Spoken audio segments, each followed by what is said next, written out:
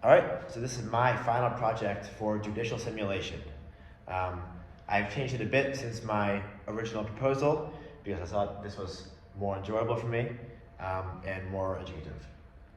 So the whole purpose of this project is to analyze how the Supreme Court uses precedent or prior decisions in their decision making for cases. So I've taken the most recent case of the Supreme Court, which is Boarfa v. Mayorkas, and I read through it. I found a citation that I liked, went to that case, read the opinion of that case, found a citation that I liked, and went back all the way to 1892 to a case called Field v. Clark.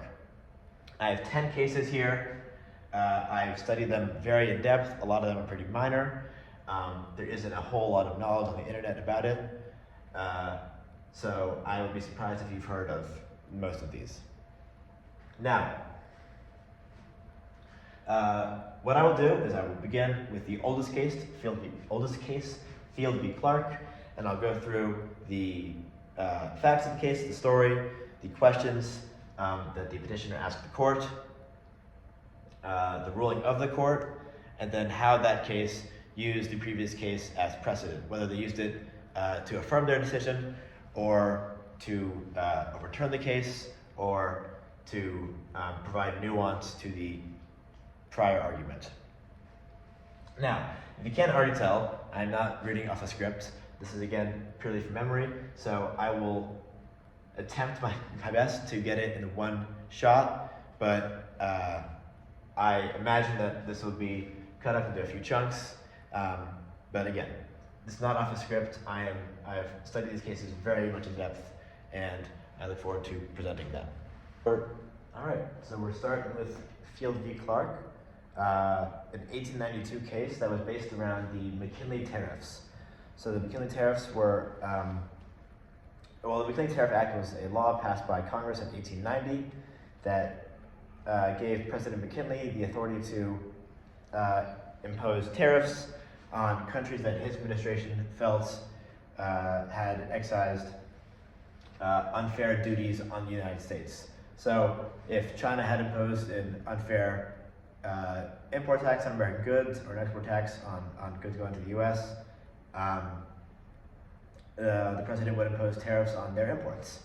And Field was an importer, and he and three others sought to recollect the revenue that they would have gotten had the federal government not intercepted it with their tariff. So their whole argument is that the delegation of authority from Congress to the president it was legislative authority. So they unconstitutionally delegated legislative authority to the president, and they couldn't do that. So the court rules 7-2 in favor of Clark. And they rule that the power delegated to the executive by the legislative branch was not unconstitutional because, and this is this sets us up for the whole chalkboard, is because in the law, in the McKinley Tariff Act, the Supreme Court said that there were clear expectations and clear guidelines that guided the president's movements when imposing these tariffs. So McKinley couldn't, in the eyes of the court, impose tariffs completely on his own accord, willy-nilly. There were guidelines and a framework established by the McKinley Tariff Act that required him to impose tariffs a certain way, at a certain time, and only on certain goods. And the court felt that that was good enough to render the argument that it was a legislative act by the president, toothless. It made no sense. So that connects us to 50 years later, the Yakas v. United States case. Now, we're near the end of World War II, and Congress passes the EPCA, which is the Emergency Price Control Act. It was in a response to rising prices of the country, and there was some concern of a possible panic looming. And Albert Yakas is a meat dealer, and the I should preface that with, so the EPCA, it created the OPA, which is the Office of Price Administration. And the OPA was responsible for getting inflation down and stabilizing the economy. That was the policy goal set out in the EPCA. So in order to do that, they set up some price ceilings on certain goods, and one of those goods is meat. They accused Albert Yaucus, after having made the regulation possible, of selling meat at above their given price ceiling. So Yaucus challenged this accusation on two counts. One, that it was, again, as with Field, an unconstitutional delegation of legislative authority to the executive branch. So this time not to the president, but to the executive branch as a whole, and to the agencies therein. And two, that when Congress passed the law, they had explicitly excluded judicial review from being able to take place, I guess is how I would say it, with these agency regulations. So when an agency like the OPA in this instance sets a regulation on the ceiling cap for the price of meat, the courts cannot intervene there. They have to let the agency do their own thing. So he presented those two questions: whether A, was it an unconstitutional delegation of legislative authority to the president, and B, or to the executive branch, and B, was the fact that he could not challenge this in the courts because of an explicit ban on judicial review, did that violate his due process? And the court ruled 6-3 in favor of the United States to no on both questions. They ruled no, that it was an unconstitutional delegation of legislative authority to the executive branch, and no on the question of it being unconstitutional to bar judicial review in this case, and if that was a violation of his due process rights. But how they cite Field is obviously, as you can guess, in response to the first question. However, they take a bit of a different approach, right? So with Field, they said that, or the court said that it was not an unconstitutional delegation of legislative authority because there were clear guidelines for how to impose the tariffs and when to impose them. And Yaucus, the opinion of Yaucus said that was the right decision and that they stand by that. But additionally, because it was not an unconstitutional delegation of authority, because there were clear policy goals for the OPA to follow. So there were not, Congress did not make or give a reference point for what the price ceiling should be. They let the agency do that themselves, but there were clear policy goals to reduce inflation and stabilize prices. And the court just said that it was reasonable or that the price ceilings were a reasonable attempt to stabilize prices and thus reduce inflation, which was in line with the congressional aims. And secondly, which was pretty important, their whole reasoning with believing that it was not a violation of Albert Yaucus' due process, that there was no judicial review in this case, is that, and this is important for later, the court will often defer to the legislative intent of Congress when passing a bill and reviewing a bill. And Congress did not deem it necessary, or thought it'd be an undermining of the agency's discretion to have the courts review their cases endlessly. And it would just undermine the needs of the goals of the agency, because they would be in court half the week debating all their regulations. So they will know both counts, which leads us to our third case, which is Ewing v. Meitinger and Castleberry. So Meitinger and Castleberry is a pharmaceutical company, and I should preface with, in 1938, Congress passed the FDCA, which is the Food, Drug, and Cosmetics Act. And what that act did was empower the FDA to regulate unsafe and unhealthy products that companies were putting out there. And in 1950, the FDA seized products from Meitinger and Castleberry on account of them being mislabeled and misrepresenting the health benefits of their drug. So they took them off the shelves, and Meitinger and Castleberry sue, and their whole argument is that this was a violation of their right to due process. Well, sorry, they had two arguments, right? One was whether the FDCA actually permitted the FDA to seize products that they allege were misbranded without a prior hearing, which is the whole point of the thing. And if yes, was that a violation of their right to due process? So in order to get to the second question, whether it's a violation of their right to due process, the court must first rule that yes, it was, the FDA was permitted to seize their products without prior hearing because that's what the FDCA authorized. So the court rules 9-0 in favor of Ewing against Meitinger and Castleberry, saying that it would needlessly undermine like the goals of the FDA for there to be constant intervals of trials and judicial hearings to protect companies like Meitinger and Castleberry, because the whole like policy aim of the FDA under the FDCA was to just regulate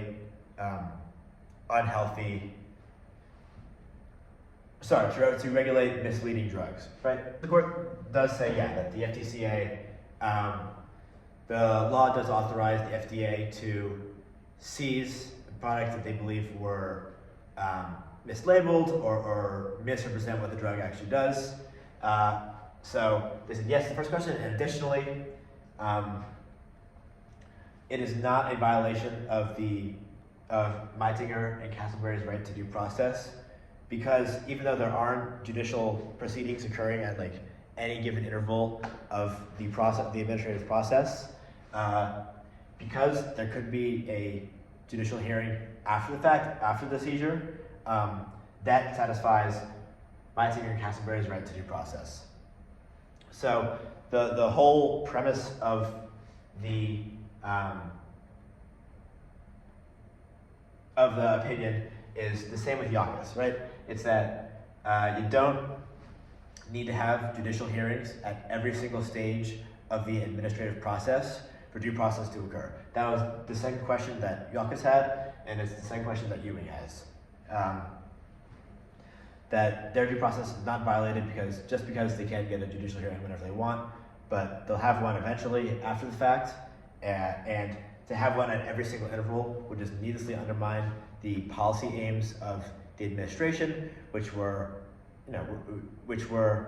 assigned by Congress. So it just totally uproots the ability of 2/3 of the branches of our government to do their jobs if we have judicial hearings at every single stage of the process. So that's the connection to Yawkes. Ewing and Meitinger. Now we go to Abbott Labs v. Gardner. So Abbott Labs v. Gardner is a somewhat similar case to Ewing v. Meitinger, in that the FDA had just imposed new regulations that the generic name for a drug is printed on all the labels of that drug and on all ads for it in public. So it's to prevent companies from upscaling their prices for the exact same drug for different patrons. So different companies could just rip off their customers. Now, the difference between Abbott and Ewing is pretty significant. That Abbott, Abbott had challenged these regulations before they had been enforced by the FDA, and that was, so their whole argument was not on the constitutionality of the regulation, but rather the constitutionality of the regulation was ripe for judicial review, even though it had not yet been enforced.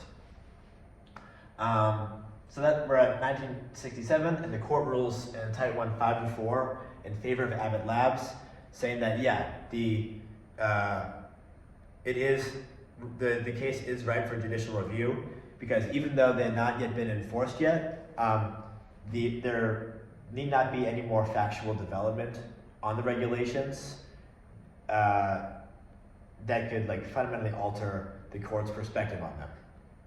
So they ruled that the case is ripe for judicial review, and their main holding with that was because, again, there need not be any more factual development, but also because if they were to push it off to a year or two from now when the regulations could be enforced, it would invoke like needless compliance costs from companies like Abbott Labs, both compliance costs and penalties for non-compliance that like did not need to happen because there again would be no further factual development that could change the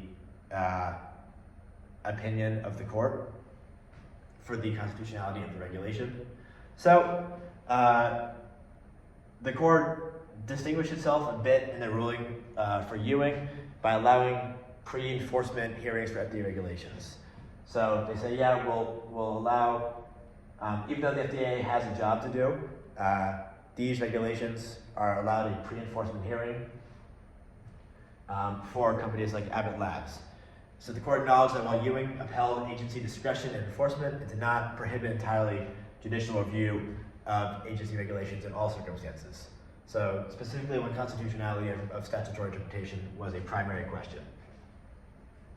All right, that was Abbott Labs v. Gardner. Now we're going all the way to Califano v. Sanders. So Califano v. Sanders, Sanders is a claimant to Social Security. He's, I believe, in his late 70s at the time, or late 60s, and he's claiming denial or claiming work benefits because he is disabled, he can't work, and he was experiencing bouts of blackout spells, one of them, as well epilepsy. Epilepsy was the other one. So he's claiming he wants benefits from Social Security because he can't work, and his claim is denied.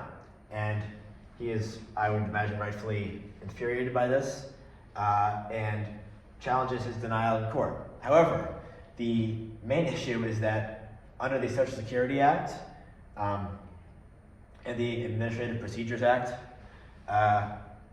he can't challenge that claim in court. So you can't challenge a denial to Social Security benefits in court. It is explicitly barred under the Social Security Act and Administrative Procedures Act from being challenged. So it was a question before the court was, even though it was explicitly, even though judicial review was excluded for denials to the Social Security benefits, is that constitutional? And they ruled 8-0 in 1977 that yes, or that no, it was not unconstitutional. And that the agency maintained their discretion in ruling on claims and Social Security benefits, and that the court had no jurisdiction over something that Congress had explicitly made clear was not subject to judicial review. So there's this pattern that we see through the first 5 cases now of the court constantly referring to legislative intent when determining the constitutionality of a given bill.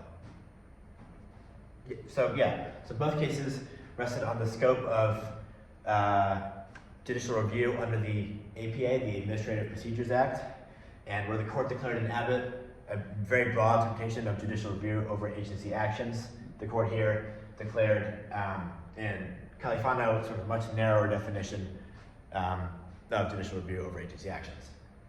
So in Abbott, they said that the APA provided an independent grant of subject matter jurisdiction to review agency actions, but in Califano, the court concluded that the APA did not independently grant jurisdiction, but instead presupposed the existence of subject matter jurisdiction established elsewhere. So that leads us to ICC versus BLE. That's the Interstate Commerce Commission versus the Brotherhood of Locomotive Engineers. This is in 1987. So the whole story behind the ICC and BLE is that the ICC helps regulate railroad companies, and they oversee mergers and just have general oversight over railroads in the United States. So they oversaw a merger between the Union Pacific Railroad and the Missouri Pacific Railroad in the mid-'80s. And as a result of the merger, both companies, both Union and Missouri, gained trackage rights with the other. So that meant that Missouri could run their trains on the track lines of Union, and Union could run their trains on the track lines of Missouri. So that means the Missouri-Kansas-Texas Railroad, which is an offshoot of the Missouri Pacific Railroad, that meant that they could run their lines on Union tracks. And they also assumed with the merger that they could bring their own work crews along to aid their tracks. So the Brotherhood of Locomotive Engineers, or the BLE, took exception to this. They thought that the ICC could not regulate labor disputes between companies. So the ICC cannot, by creating a merger, effectively displace a bunch of locomotive engineers from jobs on the tracks that they've worked their whole life. So they say that the ICC doesn't have the jurisdiction over labor rights, and they go to the court, and they asked whether the orders were subject to judicial review. So can the ICC's, I should go back a little bit. So the BLE submitted a petition to the ICC that asked for reconsideration of their ruling that the Missouri-Kansas-Texas Railroad can use their own crews on their tracks. And the claim is denied, and it goes to the court, and the court sides with the ICC 9-0. They say that, with the question being, are the orders subject to judicial review? So the agency's orders, are they subject to judicial review? And they again ruled 9-0 that no, the agency's orders are not subject to judicial review, because the BLE's request for reconsideration to the ICC on behalf of labor dispute did not present new evidence or changed circumstances. So again, this really supports the constant practice that we've seen of the court deferring to the agency's discretion in these matters, and they believe that in their determination, the agency's determination when they make a final decision, that decision should not be revisited endlessly throughout the courts for any alleged errors, because you can allege error in any single decision that the agency makes. So the connection to Califano. Scalia is now in the court here, and he makes, I think, a pretty interesting. He uses Califano differently. So even though it's effectively the same decision, right, that the court cannot get involved in interagency decisions, he claims that, or he believes that the Califano decision rested on the statutory framework of the Social Security Act and the Administrative Procedures Act that explicitly barred judicial review from occurring within claim denials, whereas in the ICC case, there was no statutory framework to follow. It falls under a different statutory framework than Califano, and so petitions to reopen based on alleged material error were not covered by any clear statutory bar to judicial review. Alright, so now we're at Stone v. INS. So Stone is an American citizen who is criminally convicted, and in 1988 he is faced with deportation. A judge orders him to be deported. He appeals this decision to the BIA, which is the Board of Immigration Appeals, and 3 years later, in 1991, they affirm the judge's decision to deport him, and that's that. But that day was July 26th, 1991. So at that point in time, Stone has two options before him. He has 90 days to seek judicial review of his case to the courts, or he can ask for another appeal with the BIA. He shockingly chooses to appeal his case once more with the BIA. So he appeals it again, and 2 years later, in 1993, the BIA reaffirms their prior affirmation of the judge's decision to deport Stone. Stone then asks the lower courts to review the merits of the case, but there's a really important part here. The 90-day deadline to seek judicial review expired in late 1991. So he was given the option after the first time he appealed his case, it was denied by the BIA. So that 90-day deadline is over. It's passed. He's asking the courts to both reopen his case on the merits of his deportation then, and in doing so, can they toll the 90-day deadline that is the agency's regulations, imposed by Congress. So, the court in a 6-3 decision, which is close enough than I would have predicted, rules that no, the motion to reopen the case based on merits cannot toll the 90-day deadline that's already passed to seek judicial review, because if they were to say that, yeah, we can review the case based on the merits of it, and then it'll toll the 90-day deadline, that would fundamentally undermine the procedural responsibilities and the procedural rights of the agency that would be given them by Congress. So that's where we get the connection with ICC. That's how Stone cites ICC. They're saying that, well, in ICC,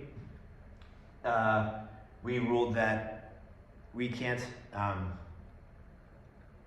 that the court does not have the power to rule on discretionary and procedural safeguards that were given to them by Congress and explicitly excluded from judicial review. So the 90-day deadline to seek judicial review is obviously excluded by Congress from judicial review, because it would make no sense otherwise, right? So yeah, they're saying that we can't review this matter as out of jurisdiction. It's been excluded by Congress. So that's a 6-3 vote. Then, 13 years later, Dada v. Mukasey.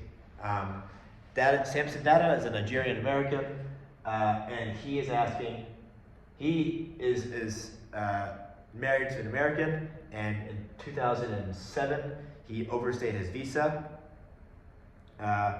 and he was given a choice. He basically was ordered to be deported.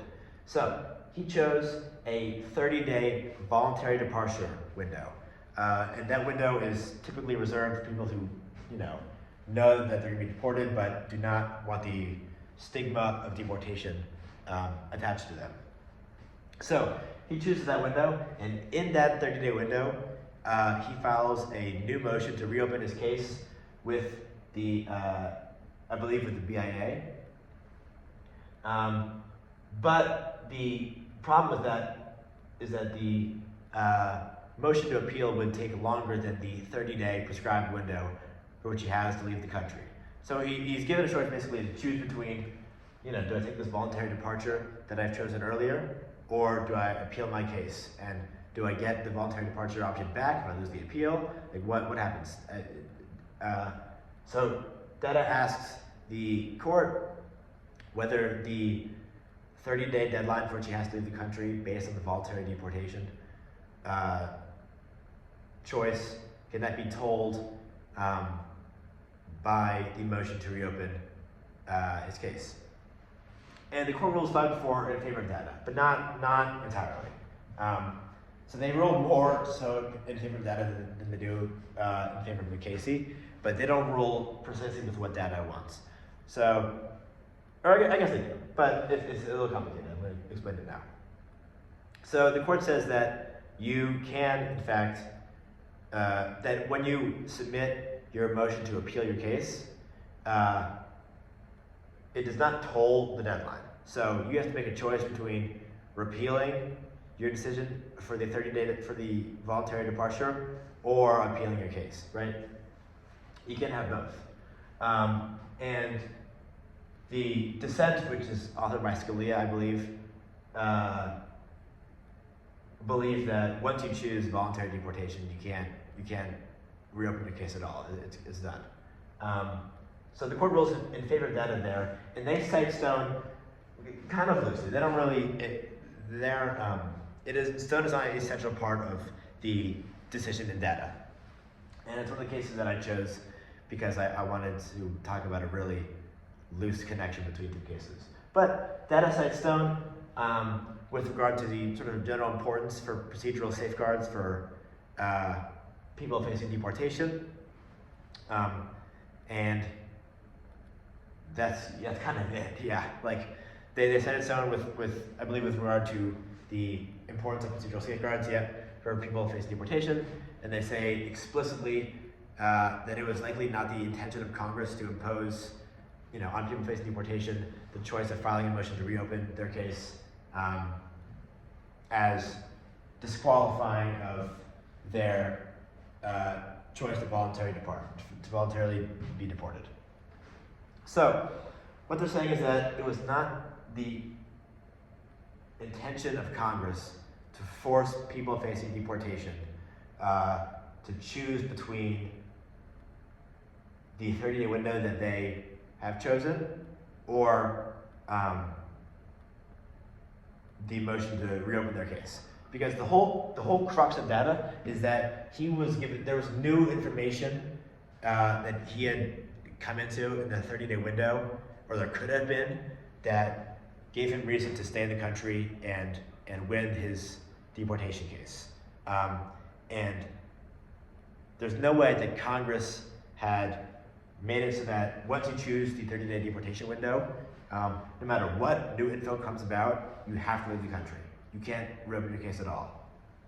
So he was given new info on why he should, in fact, or why he could win his appeal to stay in the country, and the court ruled in his favor that you have to repeal your request for voluntary departure, but you do get the motion to appeal your case with the BIA or with whatever body it chooses to appeal it to. So that was a close decision. That was 5-4. That was Justice Kennedy joining the liberals in favor of data there. And now we see the connection with Kukana v. Holder. Agrin Kukana, who is a citizen of Albania, came to the US in 1995 and stayed past the expiration of his visa. So he applied for asylum, but did not appear at his hearing and was ordered to be removed from the US as a result of it. But he filed a motion to reopen his case, was denied, and he went to the 7th Circuit Court of Appeals saying that the Board of Immigration Appeals, the BIA, had abused its discretion in denying his appeal because they failed to consider an affidavit that he had submitted testifying to the dangerous conditions in Albania, and he couldn't really return there. The 7th Circuit Court of Appeals stated that they didn't have jurisdiction over this case because it fell under the discretionary authority of the BIA. But the Supreme Court took the case anyways, and the question before the court became whether Title 8 of the US Code, Section 1252, subsection A, paragraph 2, subparagraph B, clause 2, whether that code, which was a code on judicial review over administrative decision making, whether that barred judicial review for discretionary decisions made discretionary by regulation, as well as discretionary decisions made discretionary by statute. So there's a very key difference there that is central to this entire board, right?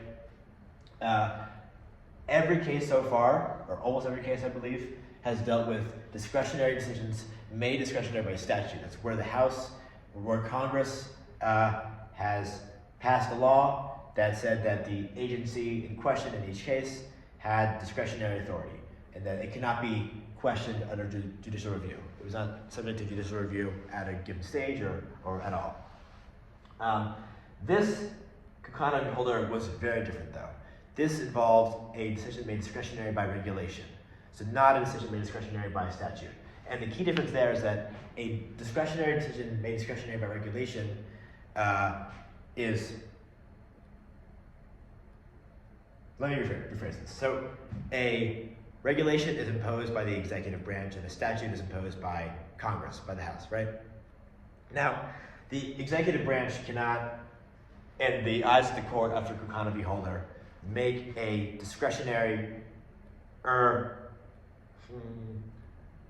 bar from judicial review discretionary decisions made by agencies because they're just checking the power of the court on themselves, right? They can't just say that the court is not able to review these decisions that their own branch makes, the executive branch makes themselves.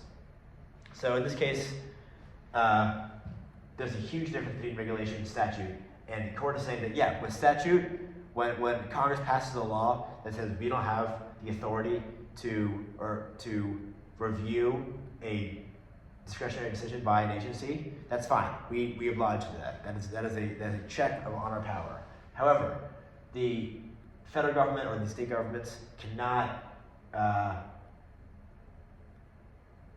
make decisions discretionary through regulation and expect us to believe that bars it from judicial review, right? Now, that is not a change of pace from what we've seen throughout all of these other cases, but is a very important difference in how the court interacts with executive agencies and their decision making, right? They will absolutely recuse themselves from interfering in agency decision making when they're making decisions that are made discretionary by statute, by Congress, but not when they're made discretionary by the same branch of government that is making those decisions, right? They can't just check themselves. So that's Kukana v. Holder. And they cite data, they do cite data for the importance of procedural safeguards for immigrants and for people facing deportation, but I chose Kukana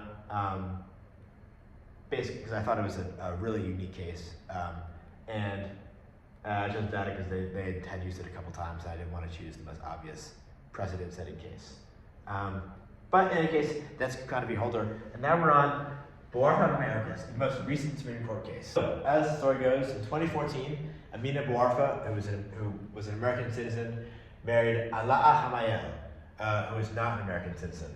And under the Immigration and Nationality Act, that meant that Alaa Hamayel could be granted citizenship to the United States because he was married to an American citizen. So, in 2015, he was granted citizenship, and a few months later, that citizenship was revoked by the Secretary of State on the basis of a sham marriage. So the Secretary of State believed that the marriage was only entered into for the purposes of obtaining citizenship, which is grounds under the Secretary's mind for revocation of citizenship. Now, Bouarfa was arguing that the agency's decision to revoke citizenship on the basis of a sham marriage warrants judicial review, and the agency did not have the discretionary authority to revoke citizenship in this instance. So, even though they have the discretionary authority in many cases to revoke citizenship from anyone they see fit, they lack the discretionary authority in this case to do so. Now, because they lack the discretionary authority to do so, Bouarfa believes that this case can be argued through the federal courts, and that Hamayel can be granted citizenship once again. It reaches the Supreme Court, and the question is, as you predicted, does the BIA and the Secretary of State, or does the revocation of citizenship on the basis of a sham marriage believed by the Secretary, does that warrant, or is that precluded from judicial review? So does a sham marriage basis preclude judicial review because it falls under the discretionary authority of the Secretary and the agency? And the court rules 9-0 that a sham marriage basis does in fact follow under the discretionary authority of the Secretary, not the agency, and the court does not have jurisdiction over this case. So, as you can imagine, they cite Kukana in that, as Kukana provided a nuance of one discretionary authority is made discretionary by regulation versus statute. They say that this is one made discretionary by statute. So Congress has given the agency and secretary's authority, and the courts do not have jurisdiction over it. So that's it. That is my final project for judicial simulation. I spent a long time writing all of these cases out, finding the questions, the facts of the case, the rulings, how it connected to previous cases. That took a couple days, and I got into this room at around 3 p.m. and it is currently what time is it? It's currently 10:14 p.m. So I've been in this room for 7 hours with a couple breaks to get food and go to the bathroom, doing this. I try to get it in as few takes as possible because I think I could get it in 3 or 4, but stuff happens, and I had to restart a few times. But yeah, this is my final project. I hope you liked it. It was very worthwhile. Thank you.